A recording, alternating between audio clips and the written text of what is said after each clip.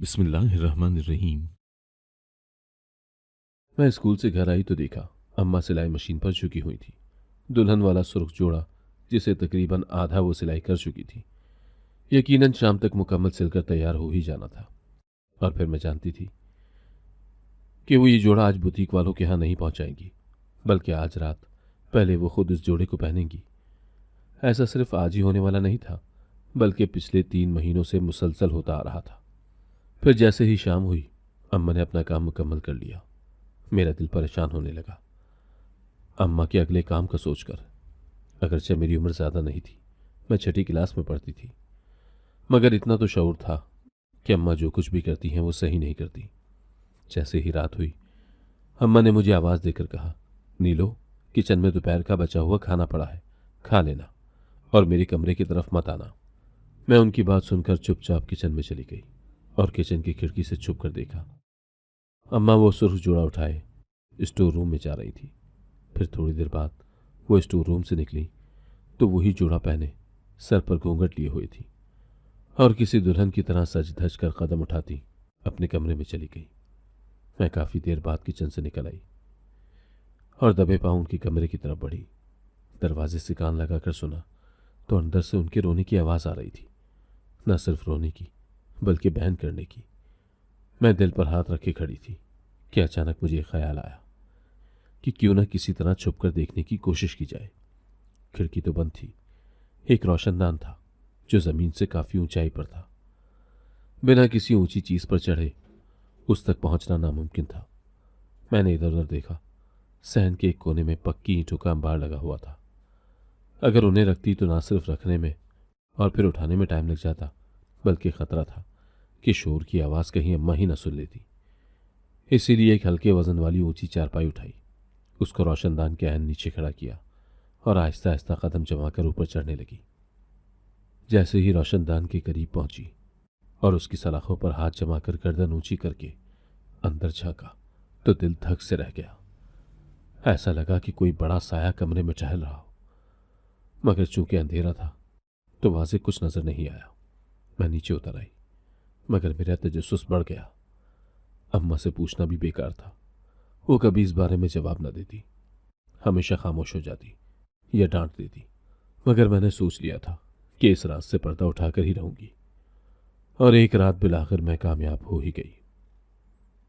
दरअसल अम्मा ने एक कपड़े सीने वाला काम 3 महीने पहले अब्बा की मौत के बाद शुरू किया था। अब्बा की मौत मस्कत में एक रोड एक्सीडेंट में हुई थी। जब हमें खबर मिली तो रो रोकर निढाल हो गए, मगर अजीब बात यह थी कि अम्मा की आंख से आंसू का एक कतरा तक गिरते नहीं देखा। वो गुमसुम जरूर हुई थी, अफसुर्दा भी लगी, मगर ना तो उनकी आंख से आंसू टपका और ना उन्होंने किसी से अपने दुख का इजहार किया। अब्बा की मैयत जब लाई गई तब भी वो फासले पर खड़ी होकर देखती रही थी। ना वो मैयत के करीब गई और ना ही उसे हाथ लगाया, जैसे वो उनका शौहर ना हो, कोई नामहरम हो। ये सब बातें मोहल्ले वालों ने भी नोट की थी। कई लोगों ने दबे लफ्जों में बातें भी की, मगर अम्मा ने किसी किस्म का कोई रिएक्शन न दिया, यूं जैसे उन्हें लोगों की बातों से कोई सरोकार ही ना हो। और तो और जब अब्बा के 40वें के बाद एक दिन बातों बातों में मैंने भी उनसे पूछ लिया कि अम्मा, आपको अब्बा की मौत का दुख नहीं हुआ क्या? तो कुछ देर तो वो चुपचाप बैठी रही, फिर बिना जवाब दिए अपने कमरे में चली गई।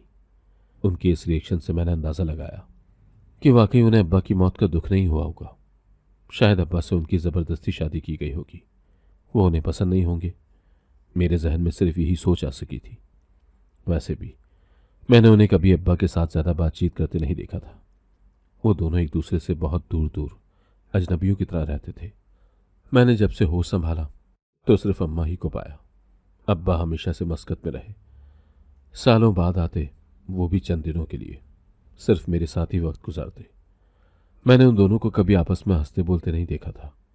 मुझे बहुत अजीब लगता जब मोहल्ले के दूसरे बच्चों के माँ बाप को आपस में बातें करते देखती, तो मेरा भी दिल करता कि काश मेरे अम्मा बाप भी आपस में इस तरह से रहते। मगर मेरी ये ख्वाहिश कभी पूरी नहीं हो सकी। अब्बा के मरने के बाद अम्मा इद्दत में भी नहीं बैठी। अगरचे मोहल्ले वालों ने बहुत बातें की, मगर अम्मा ने परवाह न की। वो बुटीक से बने बनाए ड्रेस लेकर आती और उन्हें सिलाई करके वापस कर देती, जिसकी उजरत पर घर का खर्चा चलता था। मेरी स्कूल की फीस भी जाती थी। एक दिन मैं स्कूल से वापस आई तो अम्मा चारपाई पर लेटी हुई थी और कुछ बड़बड़ा रही थी। मैंने करीब जाकर उनसे पूछा कि अम्मा क्या हुआ है, तो ना उन्होंने मेरी तरफ देखा और ना बड़बड़ाना बंद किया। यूं लगता था जैसे वो किसी और दुनिया में पहुंची हुई हो, जहां उनको मेरी आवाज़ सुनाई न दे रही हो। मगर फिर कुछ देर बाद वो चौंक कर उठी और मुझसे नॉर्मल अंदाज में बातें करने लगी। मैंने जब उनसे पूछा कि आप ऐसे क्यों बड़बड़ा रही थी, तो हैरत की बात यह थी कि उन्हें कुछ भी याद नहीं था। फिर ये कैफियत अक्सर उनके साथ होती। वो कोई अजीब सी हरकत करती, फिर जब मैं उनसे उस बारे में दरियाफ्त करती तो वो आगे से हैरानगी का इजहार करती कि उन्हें तो कुछ भी याद नहीं होता था। मुझे बड़ा ताज्जुब होता। वैसे वो नॉर्मल ही रहती थी, मगर कभी कभार वो इस तरह की अजीब हरकतें करती तो एबनॉर्मल लगती थी। और फिर जब अब्बा फौत हुए और घर चलाने की जिम्मेदारी अम्मा पर आई तो उन्हें बहुत मेहनत करना पड़ी थी। मगर पहली बार जब मैंने देखा कि बुटीक से आया हुआ दुल्हन का जो सुर्ख जोड़ा वो सी रही थी, रात को वही जोड़ा पहनकर बिल्कुल दुल्हन बनकर अपने कमरे में जा रही थी, मेरा मुंह हैरत और शौक के मारे खुले का खुला रह गया था। मैंने उन्हें आवाज़ें दी, उनके दरवाजे पर दस्तक भी दी, मगर ना उन्होंने दरवाज़ा खोला और ना ही कोई जवाब दिया। मैं उनके कमरे के बाहर बैठी इंतज़ार करती रही। सुबह जब वो बाहर आई तो मैंने देखा कि उनका चेहरा सुर्ख है, आंखें सूजी हुई थी, जैसे वो रोती रही हो। वो दुल्हन वाले कपड़े भी उनके वजूद पर नहीं थे। मैंने उनसे पूछा तो उन्होंने मुझे डांट दिया और वो कपड़े शॉपर में डालकर बुटीक सेंटर में देने चली गई। जब वो वापस आई तो उनके हाथ में बहुत सारे पैसे थे और फिर ऐसा हर तीसरे चौथे दिन होता। वो जो कपड़े सीती उन्हें देने से पहले वो रात को खुद पहनकर कमरे में चली जाती और फिर दरवाज़ा बंद करके सारी रात रोती रहती। मैं भी बाहर परेशान बैठी जागती रहती। सुबह उनका चेहरा देखकर मुझ में पूछने की हिम्मत ना होती। वो कपड़े शॉपर में डालकर बुटीक पर देने चली जाती और फिर मैं उनके पास ढेरों पैसे देखकर हैरान होती। यकीन ना आता कि इतने पैसे कपड़े सिलाई से हासिल हो सकते थे। उन पैसों से अम्मा घर के लिए कीमती सामान लाने लगी और फिर करते करते 6 महीने में हम अच्छे खासे अमीर हो गए। अम्मा ने अपना बुटीक सेंटर खोल लिया, काम करने के लिए लड़कियां रख ली। अब मैं रोज रात को देखती अम्मा अपने बुटीक से दुल्हन वाला ड्रेस निकालती और पहनकर अपने कमरे में चली जाती। मैं बाहर तजस्सुस में मुब्तला इधर उधर चक्कर काटती। एक रात मुझे ख्याल आया कि क्यों ना मैं भी ये सब करके देखूं। इसीलिए अगली रात जब अम्मा किचन में काम करने में मसरूफ थी तो मैंने चुपके से उनकी बुटीक में जाकर एक सुर्ख रंग का लहंगा और चोली उठा लिया और उसे पहनकर अम्मा के कमरे में चली गई और लाइट भी ऑफ कर दी। मेरा दिल धक धक कर रहा था। मुझे उस रात अंधेरे में नजर आने वाला वो साया याद आने लगा। तो मैं डर कर उठने ही वाली थी कि अचानक दरवाज़ा खुला और आने वाले शख्स को देखकर मेरे रोंगटे खड़े हो गए। मैं खौफ के मारे बेहोश हो गई थी। वो अब्बा थे। जब मुझे होश आया तो मैं अपने कमरे में लेटी हुई थी। अम्मा मेरे सिरहाने बैठी हुई थी। मुझे एकदम वो रात वाला मंजर याद आया और मैं दहशत ज़दा होकर उठ बैठी। अम्मा ने मुझे रोकने की कोशिश की कि नीलो लेट जाओ, तुम्हारी तबीयत ठीक नहीं है। मगर मुझे तो अम्मा से भी खौफ आ रहा था। मैं उनकी बात सुनी अनसुनी करते भागकर घर से बाहर निकल आई। मुझे लोगों की बातें याद आने लगी जो वो कहते थे कि तुम्हारी माँ गलत काम करती है, तभी इतना पैसा आ रहा है उसके पास। मेरे जहन में रह रहकर यही ख्याल आ रहा था कि क्या मेरी माँ खुद को बेचकर इतना पैसा हासिल कर रही थी। मैं रोते हुए चली जा रही थी कि अचानक सड़क पर एक शख्स मेरे सामने आ गया। मेरी जब उस पर नजर पड़ी तो मैंने खौफ के मारे मुंह पर हाथ रख लिया और दूसरी तरफ पलटकर भागी। वो शख्स भी मेरे पीछे भागा। नीलो, मेरी बात सुनो, मुझे पीछे से आवाज आ रही थी, मगर मैं रुकी नहीं। भागते भागते मैं सड़क पर गिर गई और फिर मुझे होश न रहा। न जाने कितनी देर बाद मैंने आंखें खोली। एक बार फिर मैं अपने कमरे में थी। अम्मा मेरा हाथ पकड़े बैठी रो रही थी। मैंने हाथ छुड़ाकर उठने की कोशिश की, मगर अम्मा ने मेरा हाथ मजबूती से पकड़ लिया और इल्तिजा करने लगी कि मैं तुम्हें सब कुछ सच सच बताना चाहती हूँ नीलो, तुम मुझे छोड़कर मत जाओ। जवाबन मैंने चिल्लाकर कहा, अम्मा मुझे बताओ ये शख्स कौन है जो पहले तुम्हारे कमरे में था और कल मैंने सड़क पर देखा। वो मेरे अब्बा नहीं हो सकते। अम्मा ने सर हिलाकर कहा, हाँ नीलो, वो तुम्हारे अब्बा नहीं है, वो कोई और है। मैं तुम्हें सब कुछ बता रही हूँ, लेकिन उसके लिए तुम्हें मेरी पूरी बात सुननी पड़ेगी। अम्मा ने मेरे बाजू पकड़कर मुझे रोक कर रखा हुआ था अम्मा कहने लगी, मैं 13 साल की थी जब अपनी सहेलियों के साथ एक दिन स्कूल से वापस आ रही थी कि रास्ते में भीख मांगते एक फकीर पर नजर पड़ी। हम सहेलियों की आदत थी कि कोई भिखारी या फकीर नजर आता तो हम उसको तंग करके मजे लेती।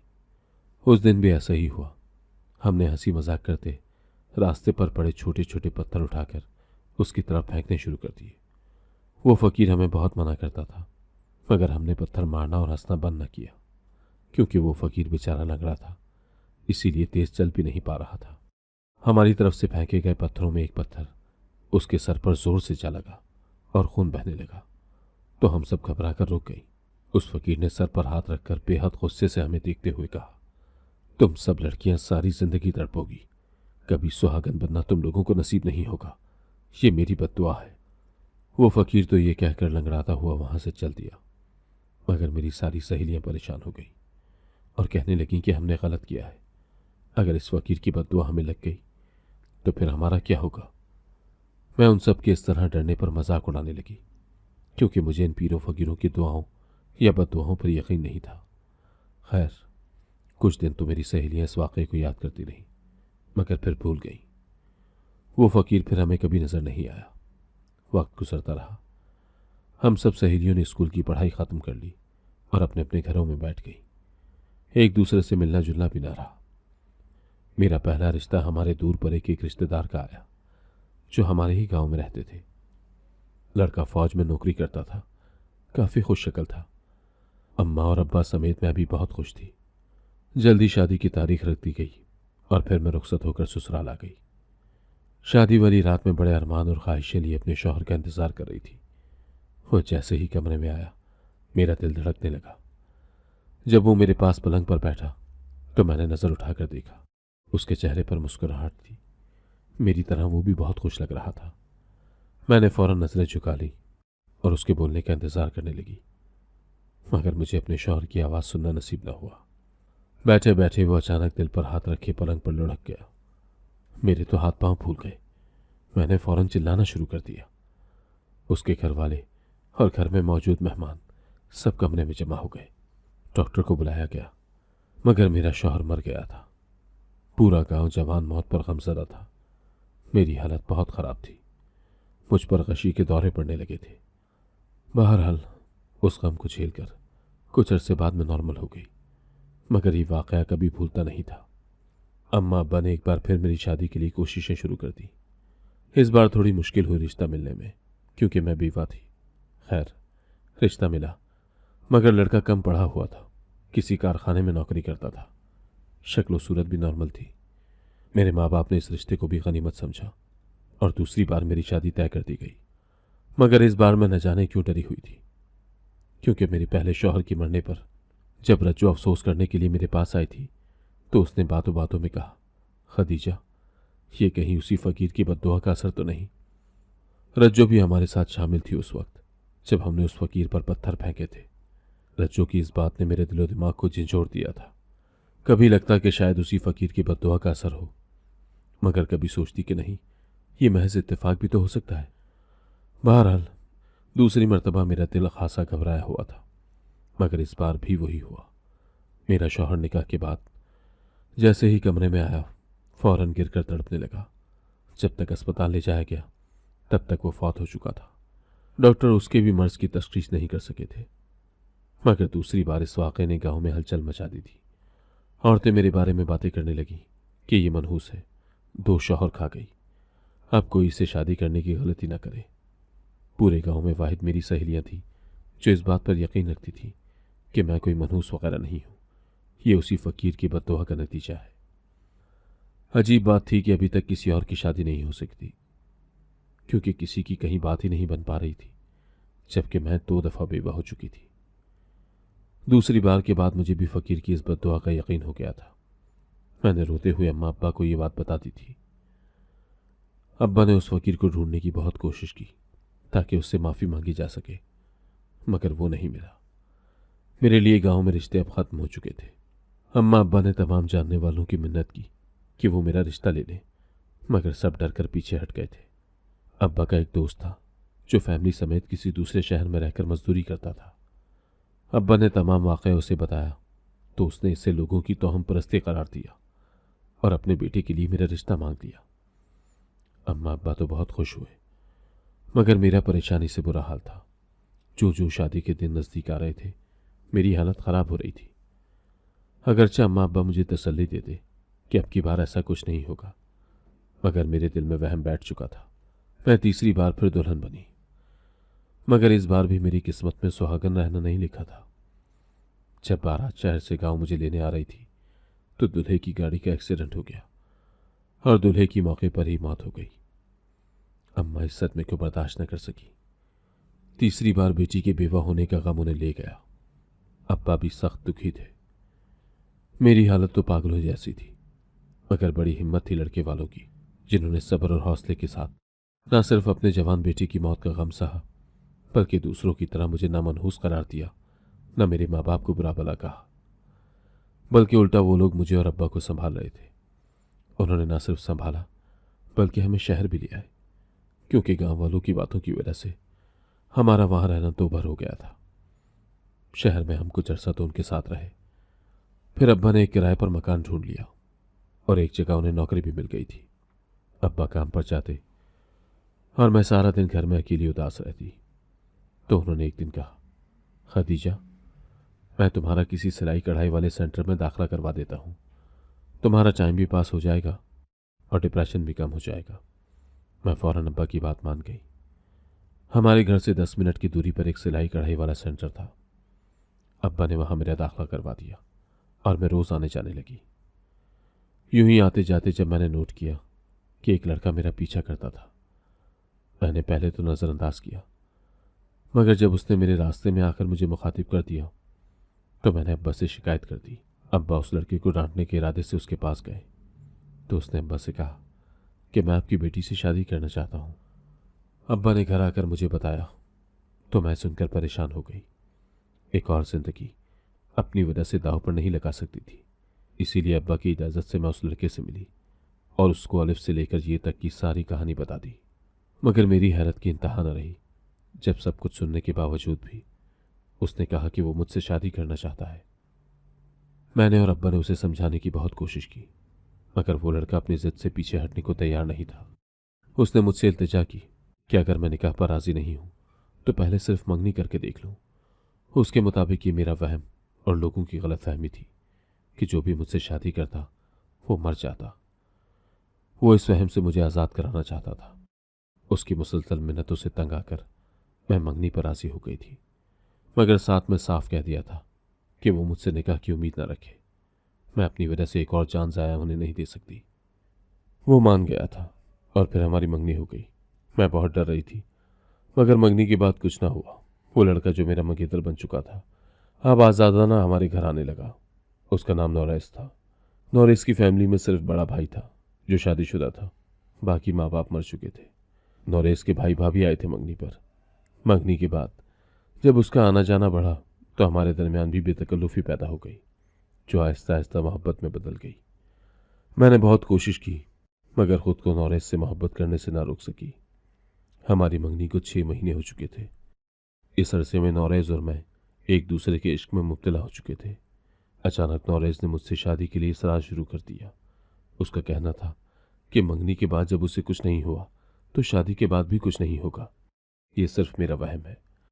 मगर मैं घबरा रही थी। दिल एक तरफ उसकी मोहब्बत में तड़पता था तो दूसरी तरफ उसे अपना बनाने से डरता था।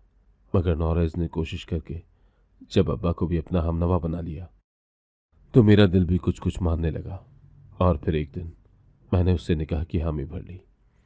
उस दिन नौरेज बेतहाशा खुश था। मुझे बार बार एक ही बात कहता, खदीजा, मेरी बहुत ख्वाहिश थी तुम्हें दुल्हन के सुर्ख जोड़े में देखने की। अब मेरी वो ख्वाहिश पूरी होने जा रही है। मैं उसकी दीवानगी भरी बातें सुनकर हंस देती और दिल में दुआ करती कि या अल्लाह, इस बार मेरा सुहाग सलामत रखना। हमारे निकाह से एक दिन पहले मुझे गांव से इत्तला मिली कि मेरी सहेली रज्जो और नाजिया की शादियों वाले दिन उनके शौहर मर गए और दोनों ने खुदकुशी कर ली।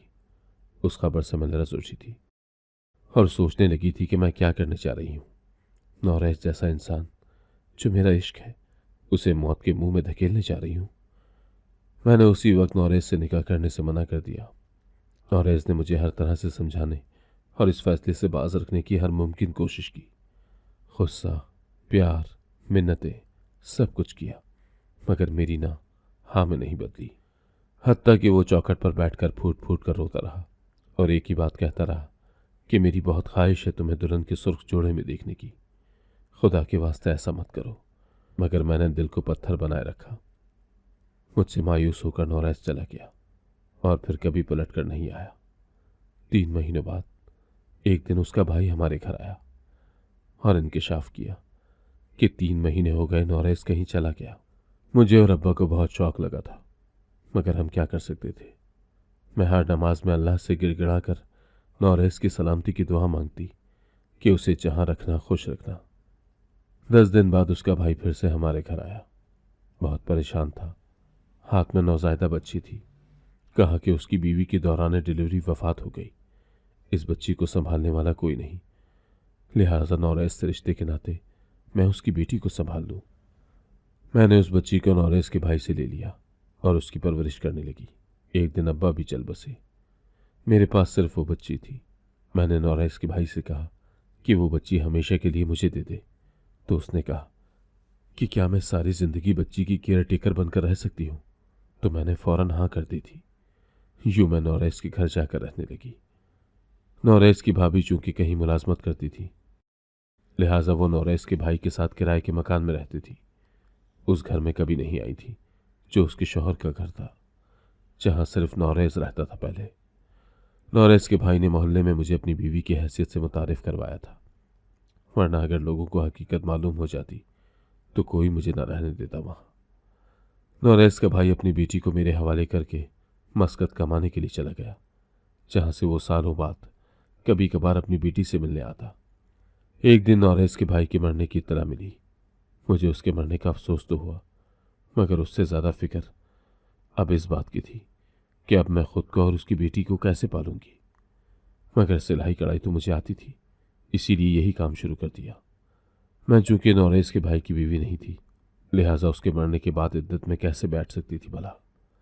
मैं हमेशा दिन को घर में काम करती, बच्ची को संभालती और रात की तन्हाई में नौरेज को याद करके रोती, उसके आने की दुआएं मांगती। मैं रहती भी उसी कमरे में थी जो नौरेज का था। एक रात गर्मी की वजह से मैं कमरे से बाहर सोई। सुबह जब मैं कमरे में किसी काम से गई तो ऐसा महसूस हुआ जैसे रात को यहां कोई आया था। कमरे का एक छोटा सा दरवाजा था जो बाहर गली की तरफ खुलता था। उस रात वो खुला रह गया था।